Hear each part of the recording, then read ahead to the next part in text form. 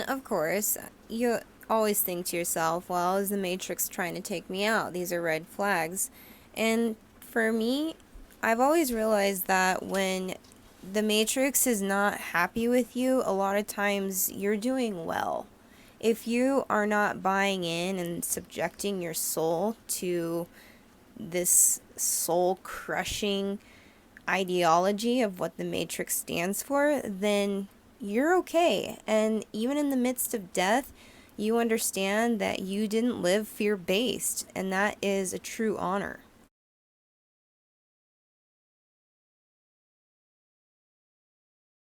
Something really interesting happened, and I wanted to share it with you guys like a couple weeks ago, but I didn't fully comprehend it. So I feel like it's more appropriate to share it with you now because I'm realizing that, wow, this is really deep. I usually have a mission, and spirit really kind of hones me in on what I'm supposed to be doing. And so this trip was about me going in and basically doing some shamanic practice and geomantic studies.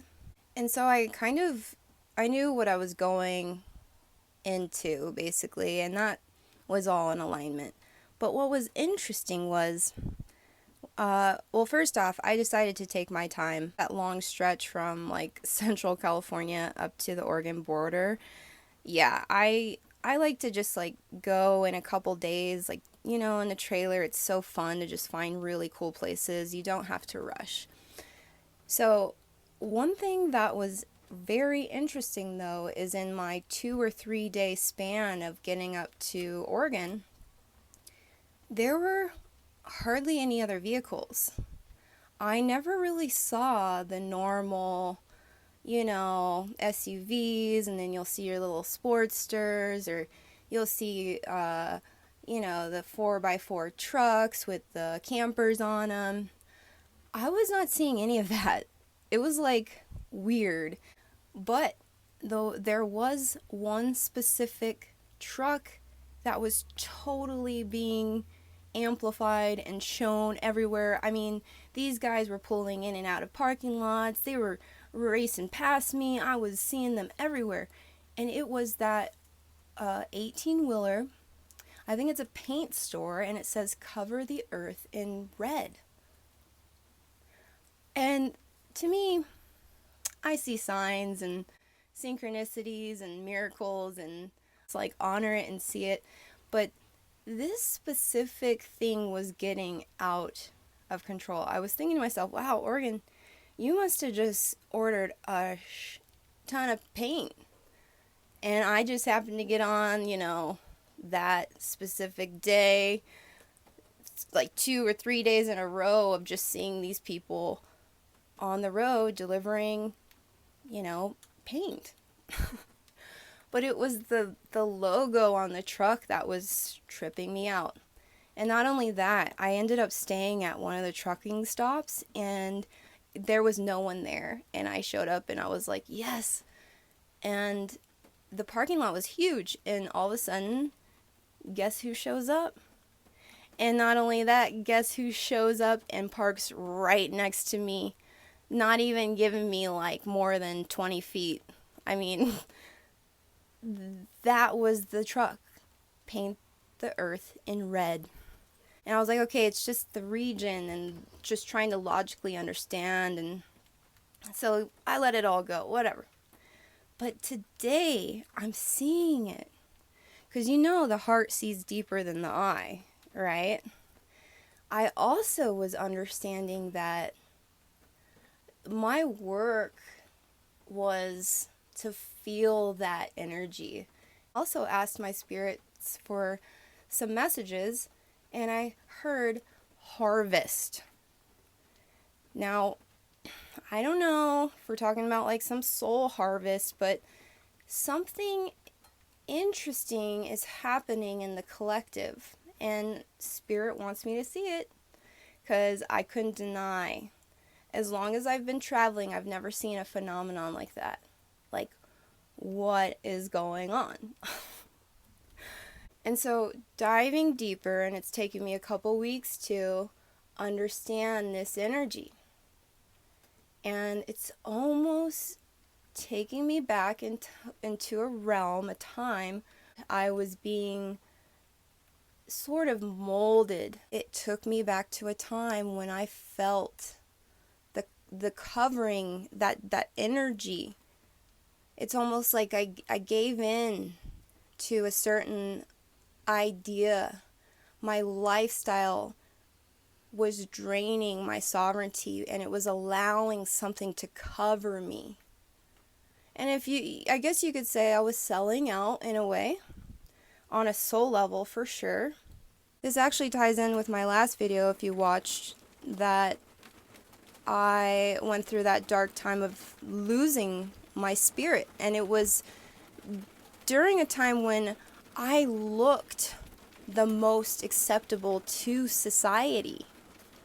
I was in college, and after my full-time schedule, I would put on a business suit and go to a credit union who had a very high position.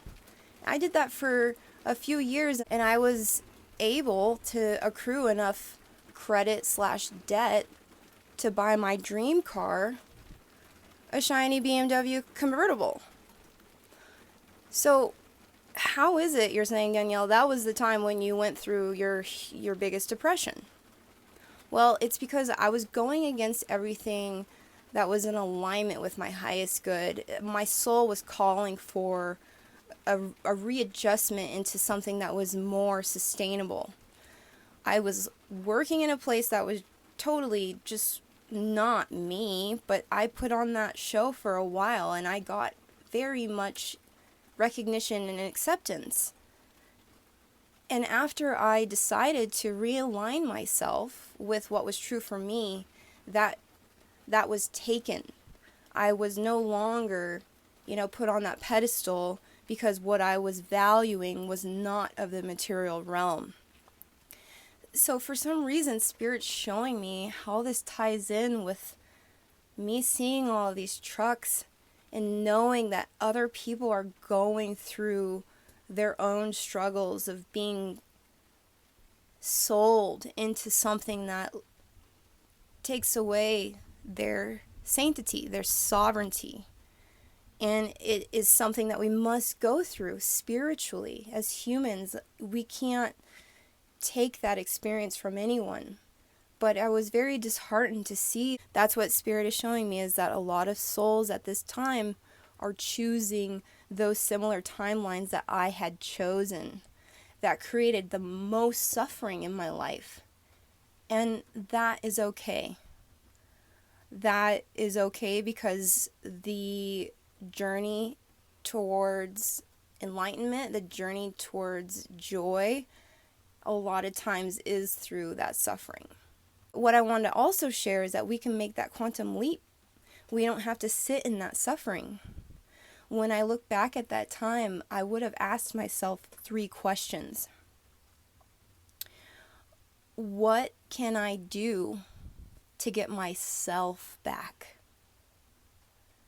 Number 2 would be, what can I do to get my freedom back?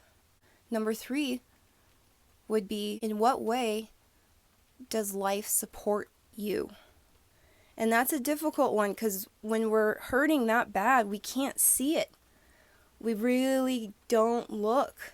We don't have the eyes for it. But life is always wanting to support us. I know this. This is why I'm making a video. For an example, we need to kind of shift our focus. Life is always offering something that's good for us. For an example, I wanted to date like a rock climber. I went through meditation where Spirit was showing me that life wants to support you with a medicine man. Someone who knows the ropes of Spirit.